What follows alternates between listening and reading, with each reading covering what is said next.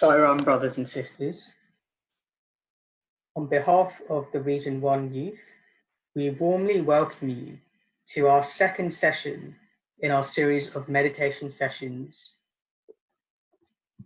led by Chun Uncle. Before we proceed, we will go over a few house rules. Please keep your microphones on mute at all times unless asking a question. Tonight's session will build on where we left off last time. We will first hear a short translation from the Bhagavad Gita, followed by an explanation of the chakras. We will conclude with a guided meditation session on these chakras by Dr. Chun. Please keep all questions to the end, where we will have a short Q&A session.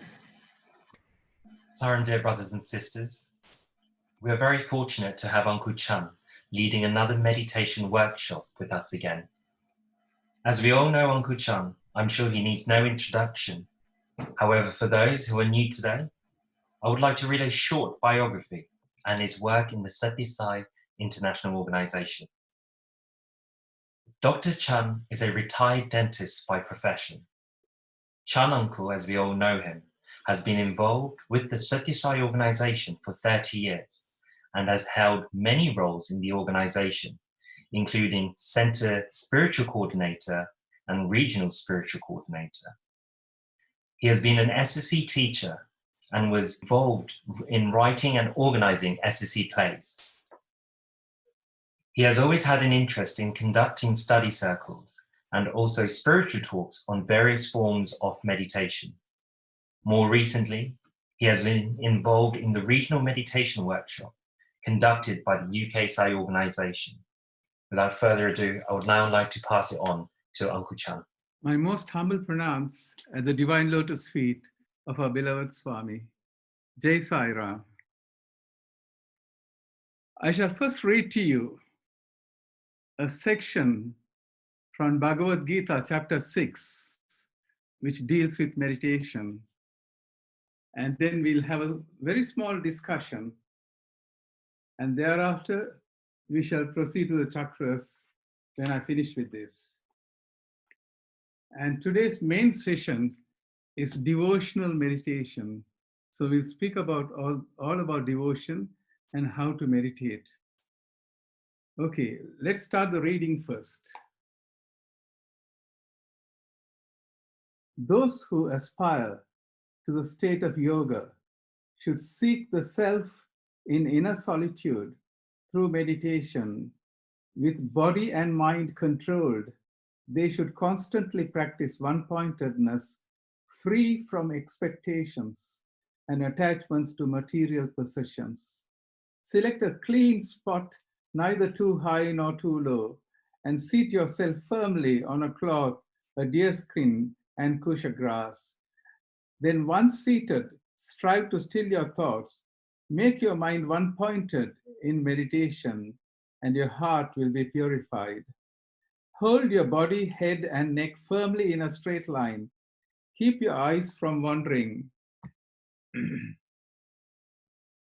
Controlling the mind and fixing it on me, sit in meditation with me as your only goal. With the senses and mind constantly controlled through meditation, an aspirant attains nirvana, the state of abiding joy and peace in me. When meditation is mastered, the mind is unwavering, like the flame of a lamp in a windless place. In the still mind, in the depths of meditation, the self reveals itself. Having attained that abiding joy beyond the senses, revealed in the still mind, an aspirant never swerves from the eternal truth. He desires nothing else and cannot be shaken by the heaviest of burden of sorrow. The practice of meditation frees one from all affliction. This path of yoga, follow it with determination and sustained enthusiasm, renouncing wholeheartedly all selfish desires and expectations. Use your will to control the senses. Little by little, through patience and repeated effort, the mind will become stilled in the self. Whenever the mind wanders restless and diffuse in its search for satisfaction without, lead it within. Train it to rest in the self. Abiding joy comes to those who still the mind. When Krishna says all this, Arjuna speaks for all of us. O Krishna, the stillness of divine union which you describe is beyond my comprehension. How can the mind, which is so restless, attain lasting peace? Krishna, the mind is restless, turbulent, powerful, violent, and trying to control it is like trying to tame the wind. For which Krishna replies, it's true that the mind is restless and difficult to control, but it can be conquered, Arjuna, through regular practice and detachment. Those who lack self-control will find it difficult to progress in meditation, but those who are self-controlled, striving earnestly through the right means, will attain the goal. So it ends on an upbeat note, will attain the goal. When Arjuna protests that he just can't manage this, Krishna prescribes two things. First, regular practice. If you want to become a concert pianist, you have to practice your scales. If you want to become a world-class gymnast, you should be training your body from very, very young age, over years and years of practice, sacrificing so much. Then he speaks about vairagya or detachment. Detachment is a word which is freely used, but it's easy to say, but difficult to practice. The mind naturally gravitates to whatever it's attached to. Most people are attached to the world in one way or other, and the mind also naturally gravitates towards the world. For successful meditation, you have to develop a certain degree of dispassion from the ups and downs of the world. In spiritual life, bit by bit, you have to let go all your attachments and worldly things so that you can experience that calm and freedom, not weighed down by worldly attractions. This is called let go and let God in. During childhood, most of us would have played with little toys. The boys would have played with Action Man and the girls would have played with Barbie doll. But there comes a time as you grow up, even in normal mundane life, all these things drop off. The same way, as you progress spiritually, detachment steps in, but you have to initiate it. That is what Krishna is trying to tell you. There are a few other things we can look at here. First of all, the emphasis on stillness.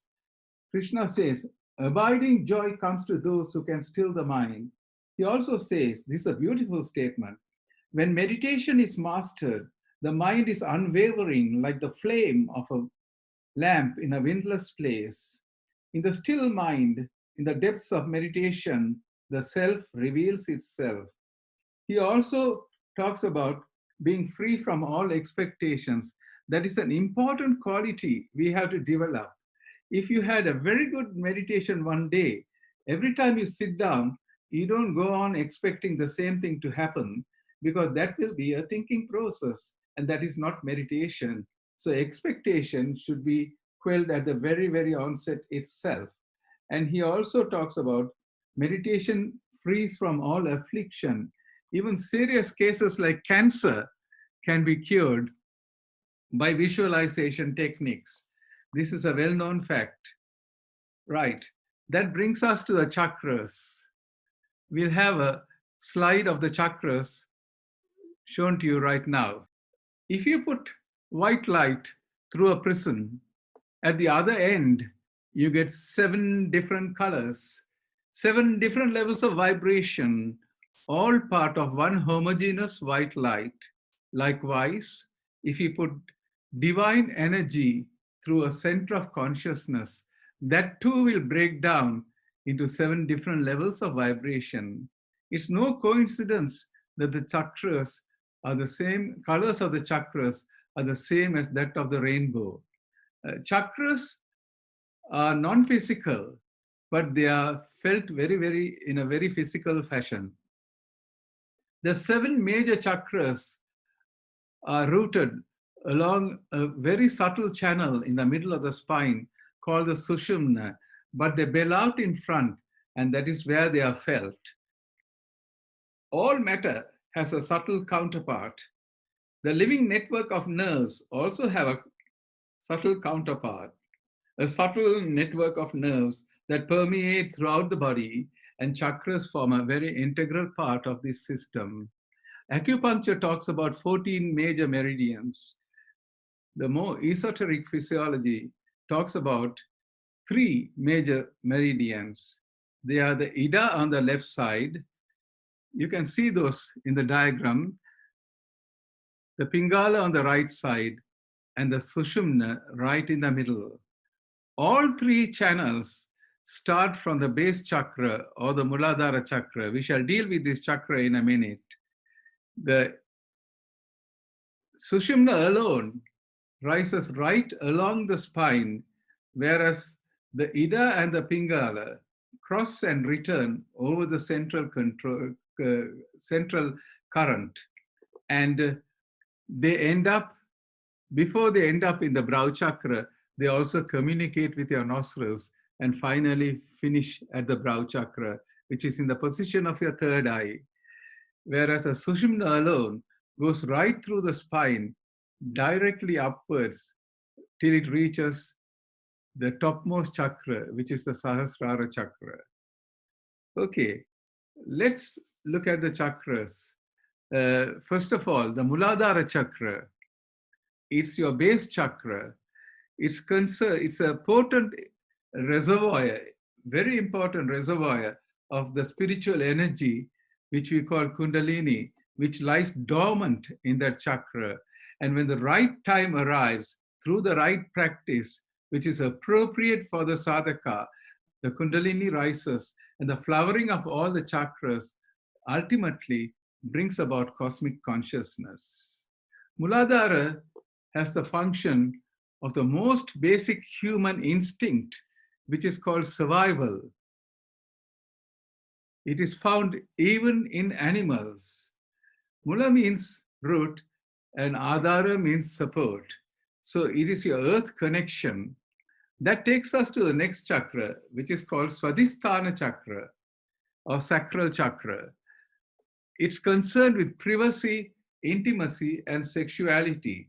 It is also concerned with your emotional life and also with the unconscious and the subconscious. It possesses the psychic ability of clairvoyance. Next comes the Manipura Chakra, which is in the region of your solar plexus, in the region of your belly button. It is concerned with autonomy, self-empowerment, and prana. It is a potent storehouse of prana. Prana, the energy, is found in clean air, free-flowing water, unspoiled landscape, and in sattvic, fresh food. This chakra is also concerned with telepathy and clairvoyance. We now arrive at the Heart Chakra. Spirituality actually begins with your Heart Chakra, which is called the Anahata. It is concerned with unconditional love, truly altruistic love, and universal compassion. The first 3 chakras are concerned with our everyday needs, our survival, our sexuality, and our self-empowerment to stand up and to be counted as somebody in society. Whereas Anahata Chakra, it's not a need, but a blessing. We had traveled an abyss in consciousness when we arrive at the Anahata Chakra, because this is the love center. Everything is outgoing. Not, these are the lower three chakras represent all the selfish needs that humans possess. But Anahata is not a need, but a blessing. It is not selfish desires, it's a selfless outpouring. And that is what Anahata Chakra is. Anahata also has its own language, which is poetry, which arises from the Heart Chakra. Its psychic abilities, all the three lower chakras, the psychic abilities are all receptive, whereas Anahata is totally outgoing. The psychic abilities of the Anahata Chakra are psychokinesis and psychic healing. Next, we come to the Vishuddhi Chakra, the throat chakra. When it starts working, it feels like an electric bow tie. It tickles your throat sometimes and makes you cough. It's concerned with creativity and communication, mysticism, sound vibration, inner hearing, and also speech. Speech to console and to unite. Sound vibration is used in mantra yoga to bring about changes in your consciousness, whereas sound vibration is also used for healing. The erratic heartbeat of a premature baby settles down for the singing of the mother. And also, music is used in hospitals for healing the sick, the comatose, and the terminally ill. The next is the very important chakra, the Brow Chakra or Agna Chakra. Agna means to command and to know. This is the primary level of divine consciousness. At this level, when this chakra starts working, you realize certain degree of divinity. You know what the divine energy is, because you start to experience the bliss. When this chakra starts working, even the heart chakra gets going, and it's a fantastic feeling that you get. If you try sincerely, you'll find out for yourself, right? So Agna is a primary level of God consciousness. It also corresponds to your third eye. The physical eye sees, whereas the third eye knows. When you say knows, this is direct knowledge which bypasses the intellectual analytical process. It's conveyed directly. The two lateral channels, Ida and Pingala, end up at the Agna Chakra. The Sushumna alone rises to the very top. Next, we come to the topmost chakra, which is Sahasrara, which is concerned with enlightenment, self-realization, and samadhi. There are numerous chakras right around the temple and the head and even on the top of the head. All put together form the 1,000-petal lotus. So we have traveled from simplicity to complexity, from instinct or survival to transcendence, samadhi, self-realization. We have traveled the color of the lowest chakra, which is the Muladhara Chakra, is red, which is the lowest vibration in the colors of the rainbow, whereas the Sahasrara Chakra is violet, the highest vibration. We have also traveled from matter to spirit. The chakras are also likened to lotuses. This is a very good analogy because the lotus rises from the muddy waters right at the bottom of the pond and rises to the surface to bloom.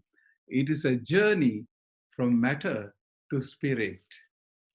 This is the crowning glory of all your chakra meditations. Now, let us see how we can meditate upon the chakra. It takes time to develop. It could take weeks and months, but once you get the chakra going, it's there forever. Because once you start the chakra, the Brow Chakra and all going, even when you look at anything for a little while, the chakra starts working because it is so sensitive. I'll tell you how to meditate upon that. Energy follows thought. Whenever you focus your mind upon a chakra, you draw up all your energies to that point. You draw up energy from the lower levels of consciousness to the higher levels of consciousness. Incidentally, the two chakras that we use in meditation are the Heart Chakra or Anahata and the Brow Chakra or the Ajna. Those are the two chakras that we normally use in meditation. When you draw up energies to the higher levels of consciousness by focusing on the higher chakras, you will reduce the flow of energy to the lower levels. That is how you bring about that spiritual evolution. So meditation on chakra is a very, very important part of your spiritual journey. By meditating upon the chakras, we accelerate the process. So how do we meditate upon the chakra? Last session we did breathing and meditation on Soham. We did the meditation. We did two types of breathing mainly.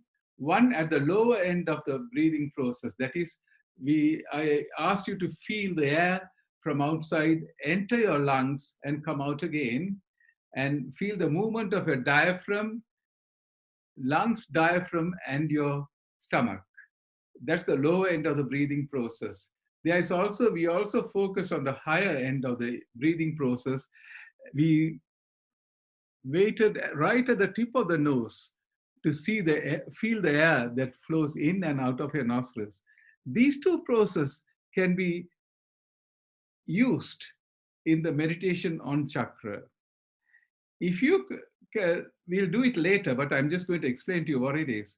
If you can focus first, because we move from the lower chakra to the higher chakra, we start with the Anahata or the Heart Chakra, and we move to the Ajna or the Brow Chakra. So to meditate upon the Heart Chakra, first if you can focus on the lower end of the breathing, where you feel the air enter your lungs and come out, and feel only the movement of your lungs, diaphragm, and stomach.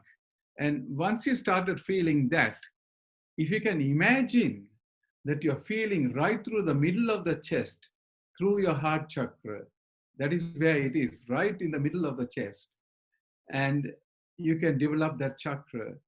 Then if you can also start breathing later on, when I ask you to elevate your consciousness to the higher level of the Ajna Chakra, if you can start breathing and focusing at the nose end of your breathing, and then after a while, just imagine that you're breathing in and out. That is easier with the Ajna Chakra, that you're breathing in and out of your Brow Chakra. Even though you're breathing through your nose, with practice, after weeks of practice, you'll get to know how to do it, and you can feel the air moving in and out of your chakra.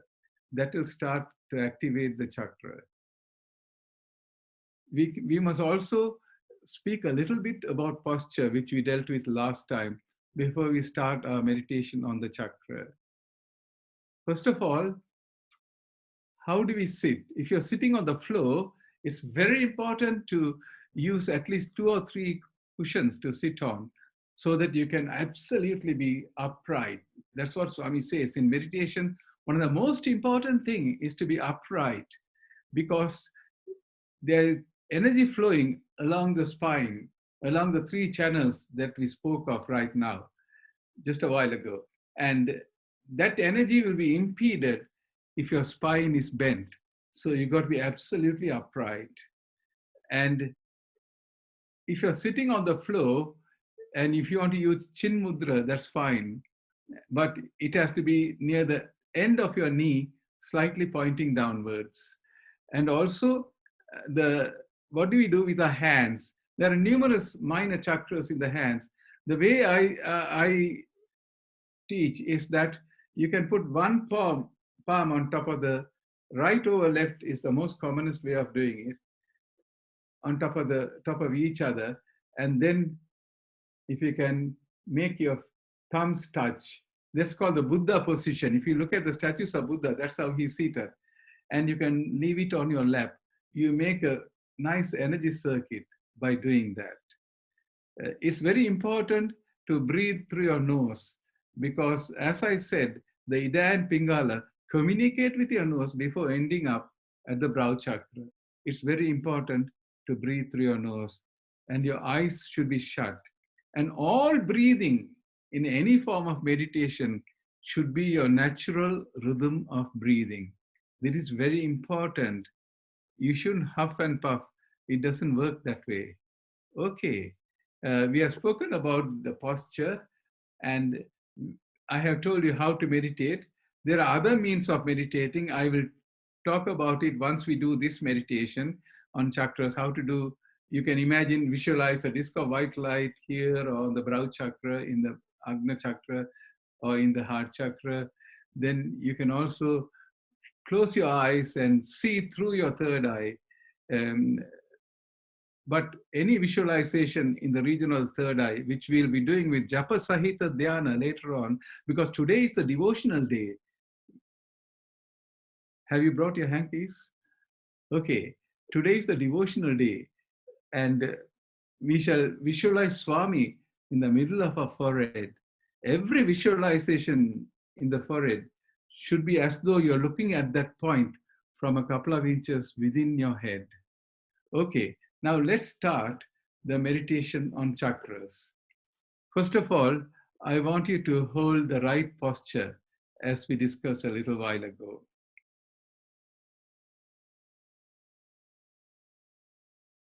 Take a few deep breaths to energize yourselves.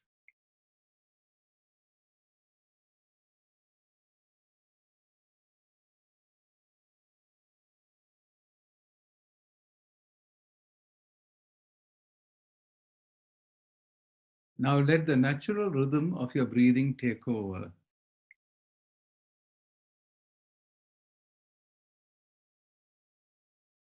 Now focus all your attention on the lower end of the breathing, air entering your lungs, filling your lungs and coming out again. Just focus on the movement of your lungs, diaphragm, and your stomach.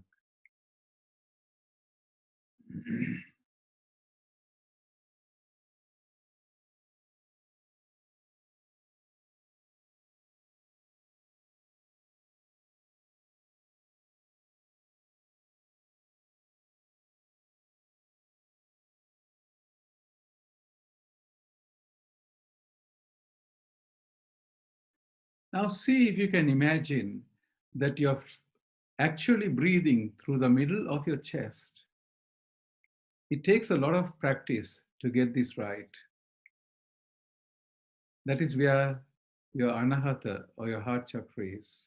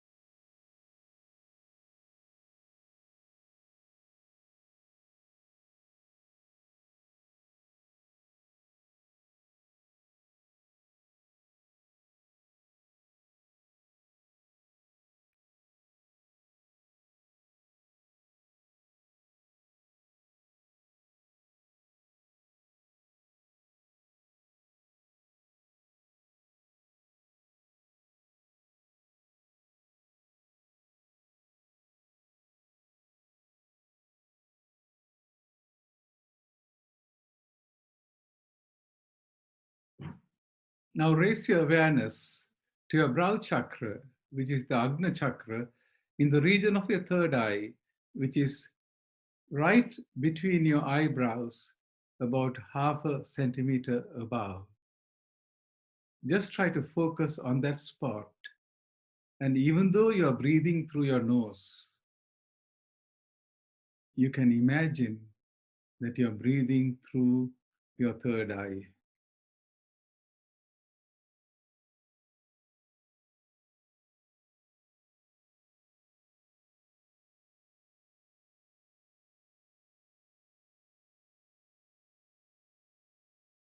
So that brings us to the main part of today's meditation, that is devotion. We literally create what we are. The divine creative energy is manifesting through us. This is what we call Kundalini, etc. We normally do not harness this energy, but wallow in it. Our lives are shaped by our minds. We become what we think, said Lord Buddha. What do we think? What do we become? If we have no power, no direction, we think very little. That can all change through meditation. It gives you a focus and a direction in life to create whatever you want. If you want God, you have to think God. You then create God in your life in whatever form that God means something to you. Because different people have different concepts and different ideas of God. To me, God is like a great big diamond with many facets. You can approach God through any one of these facets. It is not easy to contemplate or to comprehend on the totality of the limitless God, but it's very easy to approach any one of these facets of the God to reach the diamond. The divine forms like Christ and Buddha are all facets of the diamond. I did not include Bhagavan Sri Satya Sai Baba in this category because many years ago, I was in Puttaparthi in Saikulvant Hall on Guru Purnima Day when Swami declared, Nenu Brahmane, that means I am Brahman. So to me, he's the totality, he's the diamond. Many people view God as having a form. There are others who also worship God in a formless way. Let me tell you, God is infinite as well as expressed through every form that we see. If not for the clear blue skies, the rambling mountains, and the evergreen pastures, we would never have suspected the existence of God. The beauty that we behold in the whole of the universe tells us of the immanence of God. There's consciousness and form in all created matter. As far as I'm concerned, nothing is inert, nothing is stationary, nothing is immobile.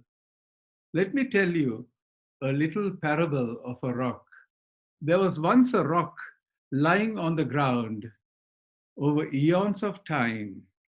It was composed of minute particles, atoms and subatomic particles such as protons, neutrons, and electrons. You can go on and on forever. And these particles were moving at an incredible speed. What is it that is moving within me? Asked the rock. It is you, said the voice from afar. That is impossible, said the rock. Anyone can see that I'm lying here stationary without moving over eons of time. The voice replied, from where I am, it looks as though you're a solid stationary object.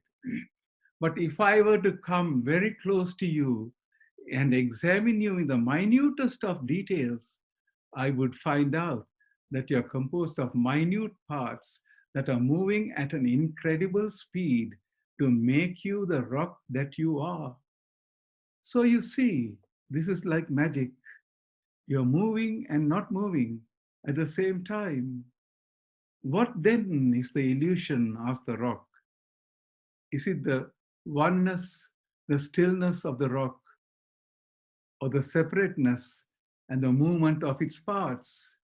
What then is the illusion? Said the voice from far. Is it the oneness, the stillness of God, or the separateness and the movements of its parts? It is something you can contemplate on.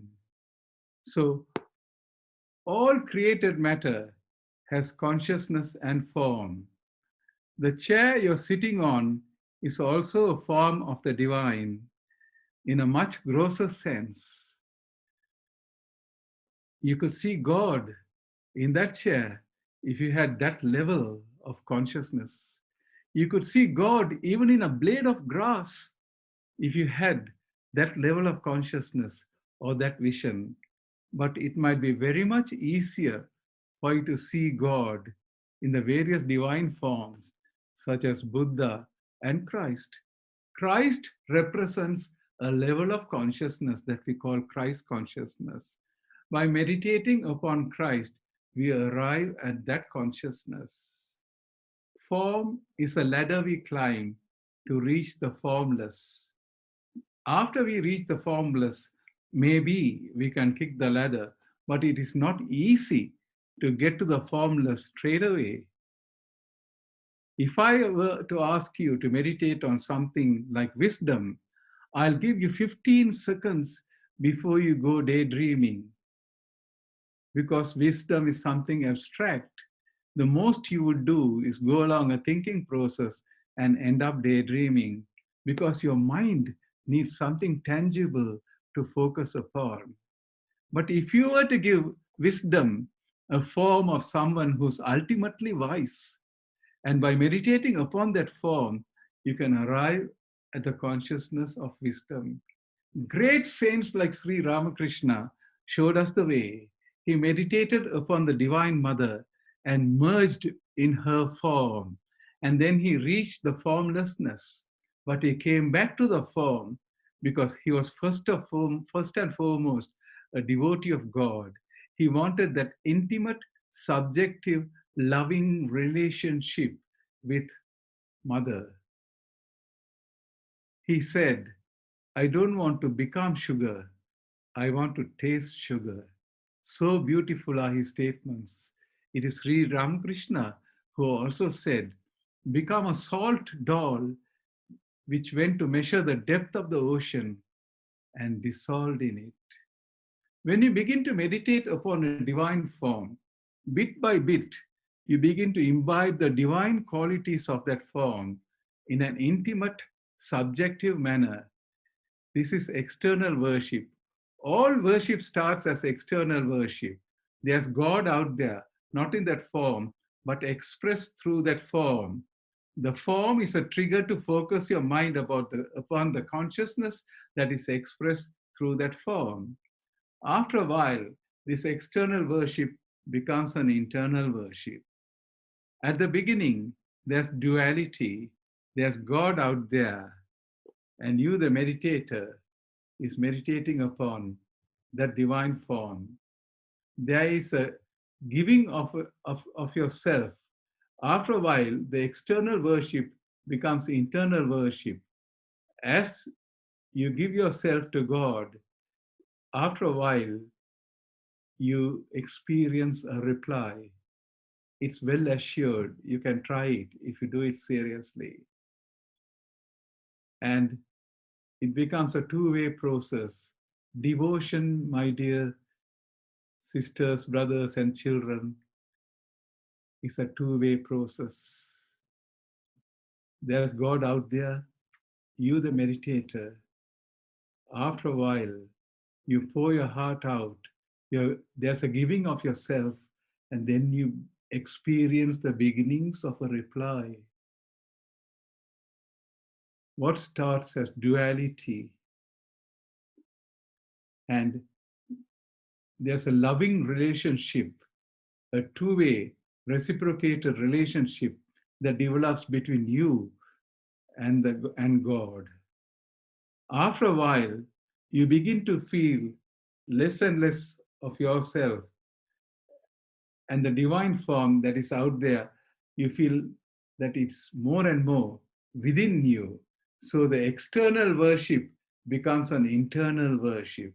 And this is union. What started off as duality becomes union when you start to feel the divine form within you. This is what happens to great bhaktas, and it could happen to you as well. And what starts off as duality becomes, and this is called union. When you start to meditate like this, you begin to feel the form more and more within you until the form is totally within you. That is union. This is not the end of the process. This is not unity. This is a type of samadhi in which God begins to manifest through you. Patanjali explains this in a very beautiful way. He says, it's like putting a flawless, perfect gem on a colored cloth. It manifests the color of the cloth. Your mind becomes so pure and so still that you begin to manifest the divine. This is the union of three things. You, the meditator, the process of meditation, and the object of your meditation. Dhyasa, dhyata, and dhyana. Those are the three things. As you progress along these lines, you feel less and less of you, the meditator, and less of the process of meditation, and more of the divine form that is within you. Until there comes a stage, there is only the divine form and nothing else. This is called unity. Bhagavan Sri Sati Sai Baba explains this in a very beautiful way. He says, you go from thought form to feeling form, either to objective reality where the God appears in front of you. This has happened. History is replete with this such. It happened to great saints like Saint Tyagaraja when he chanted the name of Rama 960 million times, not a lot, just 960 million times. And he saw Pattabhiraman appearing in front of him. So these things happen. Either that or there's only the God. You are totally merged in that form and only the God remains. And that is what devotional meditation is all about. Okay, but the word bhakti came from two words, that is Bhagavan, Ba, and Anurakti, which is love. So bhakti is love for God, and God is so generous. He responds to the devotee's bhakti and strengthens the faith and yearning in the devotee's heart. Meditation, as I told you just now, meditation on divine form, is a two-way process. Somebody asked Swami, a devotee, Swami, how do we know that you love us? So Swami said, your love for me is my love for you. You can never love me unless I love you. That is the assurance that Swami gave. The bhakta should not stop at attaining bhakti, but he should also have the acceptance from the Lord. In Gita, Arjuna was conferred a title, Mitra, by Krishna. Mitra means the dearest friend. He said, Arjuna, you are not only my closest bhakta, but also my Mitra, which is my dearest friend. There's no friend so dear. That is why I imparted to you the supreme knowledge of Gita. And after giving the experience of Virat Swarupa, that is the Vishwarupa, or the universal vision of God, Krishna told Arjuna, Sri Krishna told Arjuna, No amount of Vedic scholarship, ritual asceticism, or austerities could earn this merit. It could only be achieved by a bhakta who has ananya bhakti, one-pointed devotion with no distraction. Such bhakta sees only God. He has no other thought in mind other than the divine, and he has no other act for his hand other than to serve God. And everything he does is as a worship to the Lord. And he utters only, Krishna says, he utters only my name at all times and in all places. And he desires nothing, no mundane desires. He doesn't desire even happiness in the next world. He doesn't even desire mukti or liberation. Such is the bhakti. And that is the only thing that could earn anyone what Arjuna just saw. Okay, let me also tell you that devotion is not an intellectual process. I'll tell you a little story about a great scholar who was giving a discourse on Bhagavad Gita, and everyone around was absolutely inspired by what he was saying. But there was an illiterate man seated next to him. Even though whatever that was said was way beyond his understanding, he sat there sobbing away. He was crying his heart out.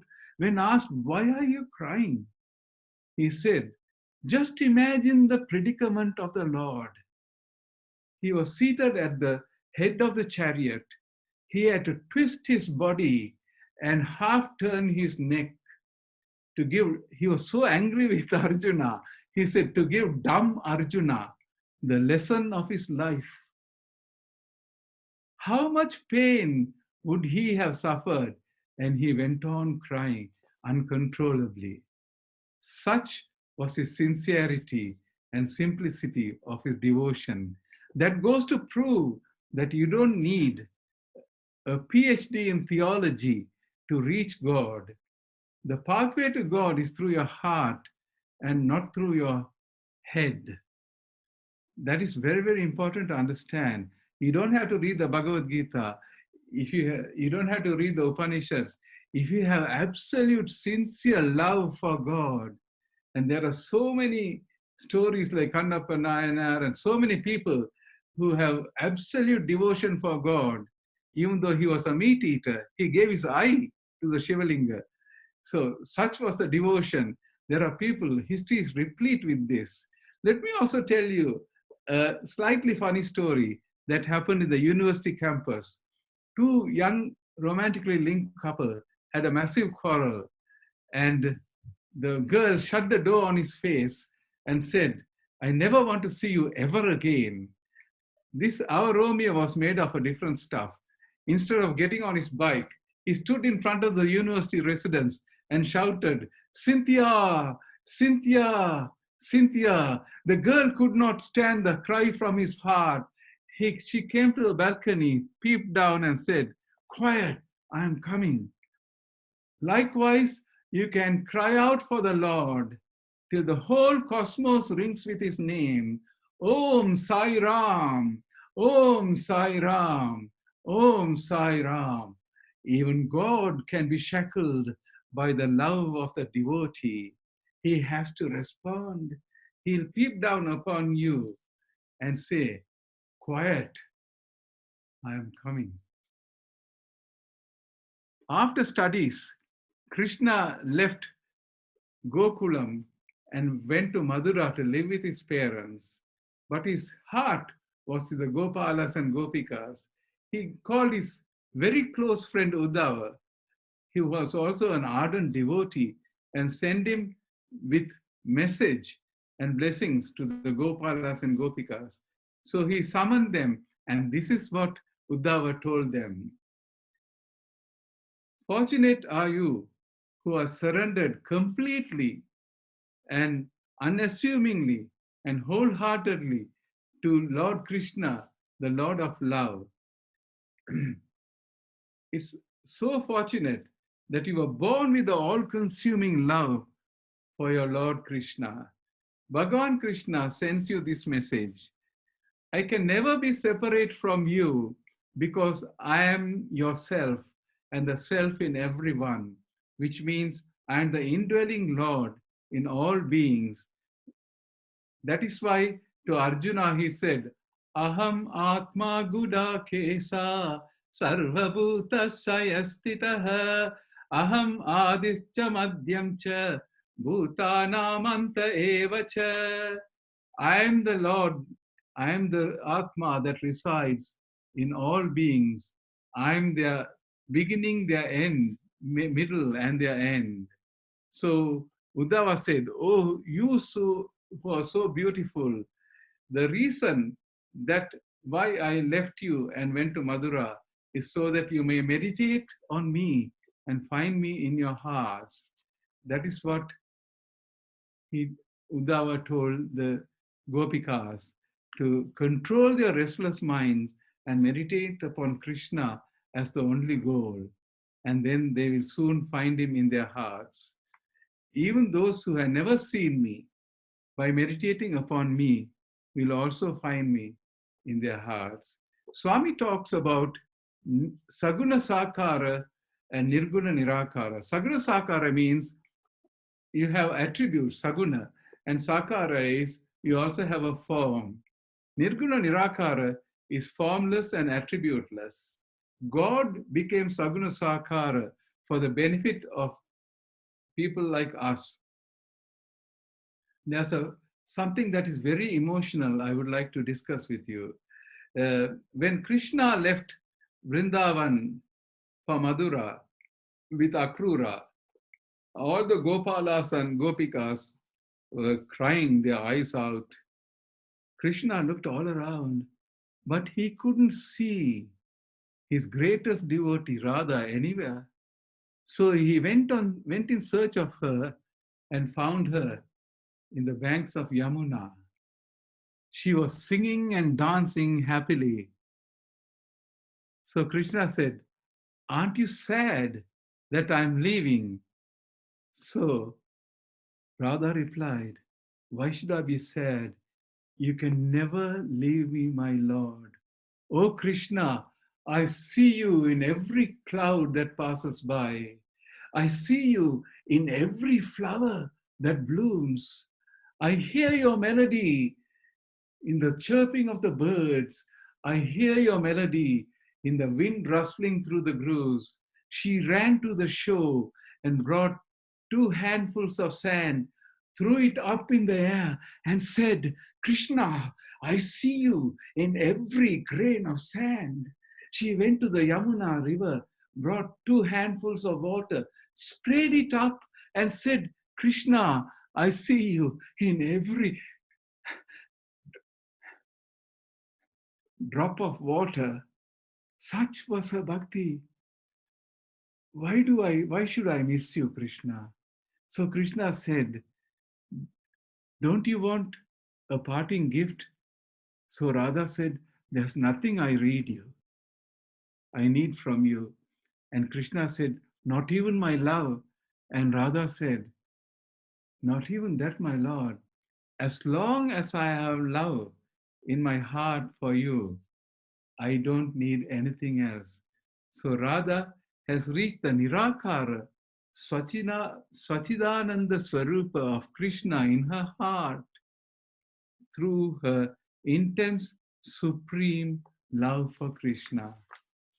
That is what devotion is, my dear friends. That is why I had to tell you all this. One of the very short thing I had to tell you is one of the spiritual practices that are intricately interwoven with devotion is Namasmaran. Constant repetition of a single name while visualizing that form within you is called Japa Sahita Dhyana. That's what we will do in a couple of minutes. First of all, Namasmaran, how does it act? It keeps you in the presence of the divine while you chant. And also it's very important to chant Namasmara at all times. You might ask, how do you manage that? I have to do my work in my office. I have to go to sleep. But let me tell you, just before when you wake up early in the morning with the Swamis in every block of space around you, with the spiritual artistry of a true devotee of God, you bring him out, worship his feet, hold his hand, and walk around with you. You take him to work in your car and let him stand in front of you. Give him a place in your office. And just before starting work, you say to God, Lord, I dedicate my work to thee. And then your work becomes worship. Even after you finish work, while you're driving home, you can chant the Namasmaran. It's very important to continuously do that. Even before going to sleep, you can pray to God to maintain unbroken continuity with you. Swami says, do you think my address is Puttapati, Kailash, or Vaikunth? Wherever my devotee chants my name, there I stand. So that brings us to devotional meditation. How do we do? Japa Sahita Dhyana. We are now going to put up a very nice picture of Swami in front of you. A full view of Swami. I'm going to use this image to embark on Japa Sahita Dhyana. Japa Swami says, should be chanted mentally, because verbal japa depends on words. Words comes from thoughts. Thoughts make the mind. So the best way to chant, to give your mind something to do the mental chanting. What we are going to do is chanting in rhyming with your breath. I'm going to tell you, if you can, every time you take an in breath, you can chant Oh. And when you breathe out, you can chant Sai Ram. You can continue doing it throughout the Japa Sahita Dhyana meditation, which we are going to do now. You have to keep this constantly going in your mind, because Manasik Japa is the best form of Japa according to Swami. Because there are times you have to do it verbally in Laksha Archana, and also when you chant in your center loud, which gives so much benefit to everyone in a wide range of distance from where you're chanting. That is important. But here, you have to do it mentally within yourself. And right throughout this meditation, you're going to chant Om as you breathe in, and Sai Ram as you breathe out. Okay, that's very important. So how do we combine this chant, which is japa, with the form? So Japa Sahita Dhyana, we are going to meditate upon this divine form while also chanting in our mind, Om as you breathe in, and Sai Ram as you breathe out. Okay, and what we are going to do is going to keep looking at this image as long as you wish. And you have to look by scanning the image from foot, starting from the foot, and concentrate on the foot, on the feet, and then on every crease of Swami's beautiful robe, and then concentrate on Swami's beautiful hands holding the rose for us bhaktas. And also just keep going up very slowly till you reach the neck, Swami's beautiful neck. Then you see Swami's beautiful, beautiful smile and his lotus eyes. You concentrate on every feature of Swami as you look at the form in front of you. And then focus on his hair, which is so beautiful. You can never forget all this. I'm sure most of you could just shut your eyes and picture this image. So what we are going to do is first start chanting, and you had to get into the right posture that we discussed when we did the meditation on chakras. So you had to get into the right posture first. And first you chanting japa in your mind. Om as you breathe in, and Sai Ram as you breathe out. And you never stop that right through the meditation, till you finish the meditation, you keep on doing Manasika Japa throughout. Keep on doing the Japa throughout your meditation. And then we shall start now. So get into the right posture. Okay. First of all, close your eyes. Take a few deep breaths to energize yourselves. And let the natural rhythm of your breathing take over.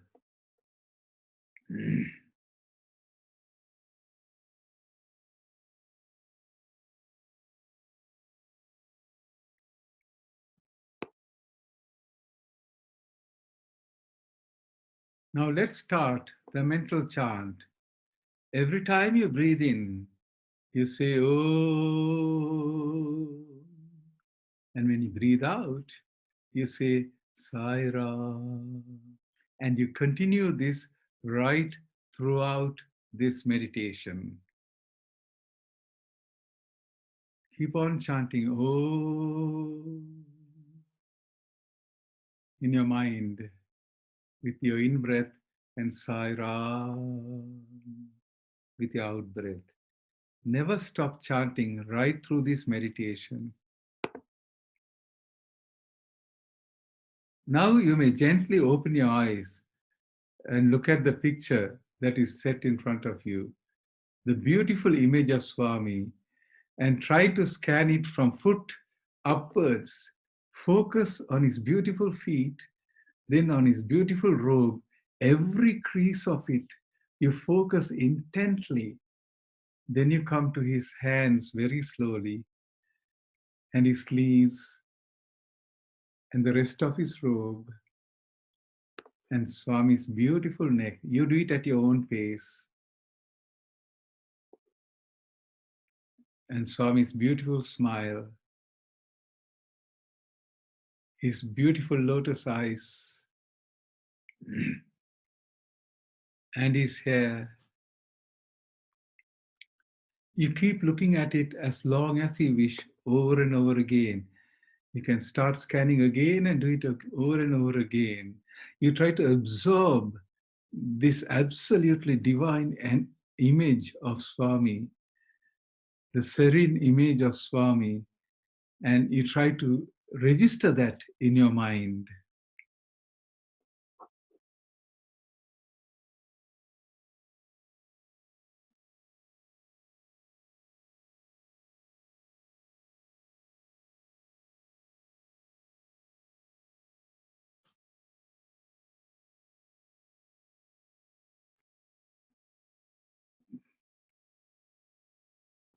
Now gently close your eyes so that the upper eyelid rests gently on your lower eyelid.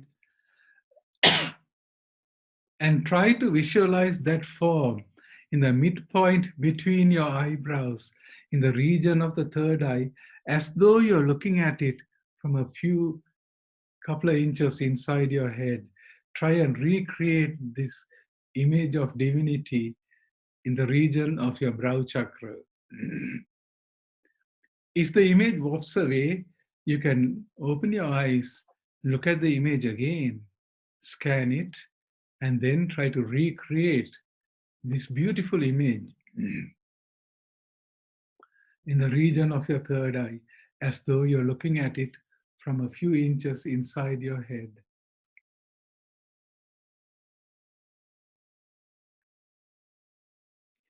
Don't forget to keep on chanting right throughout this exercise. Every minute you have to keep on chanting.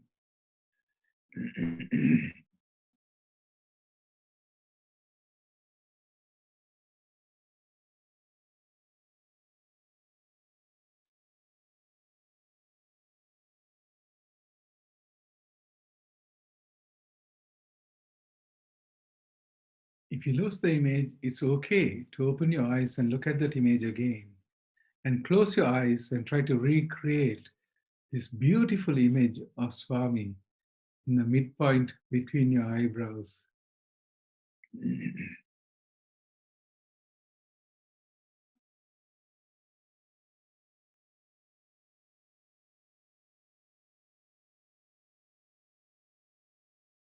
while still chanting your japa in your mind.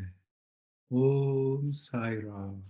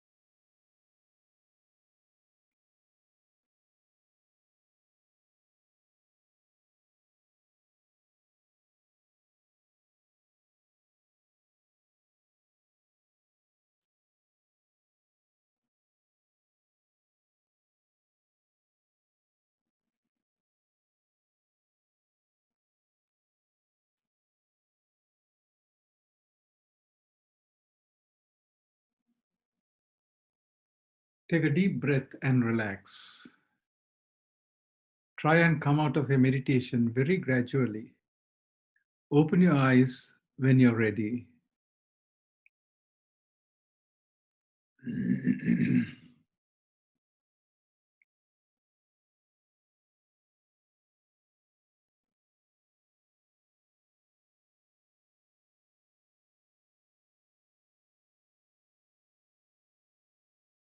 Abstract thoughts appear and your meditation is disturbed.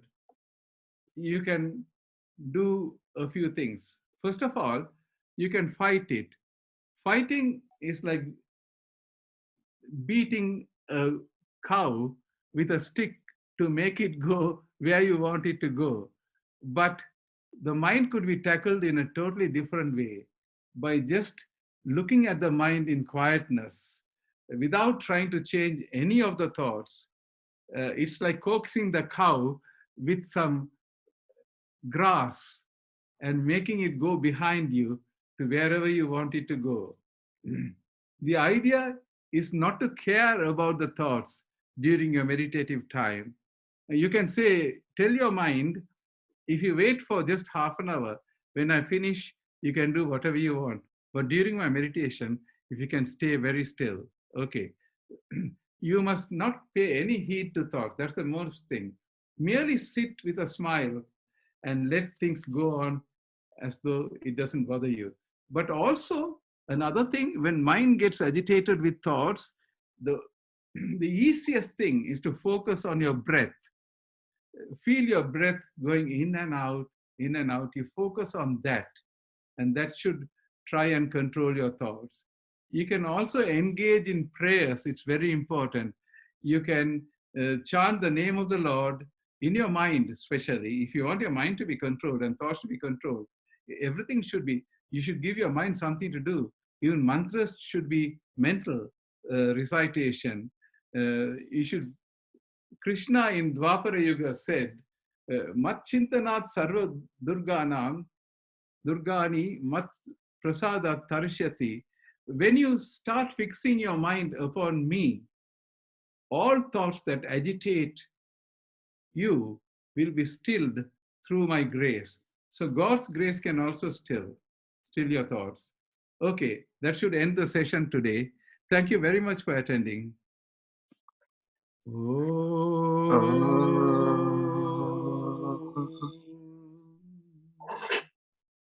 Shanti, Shanti, Shanti.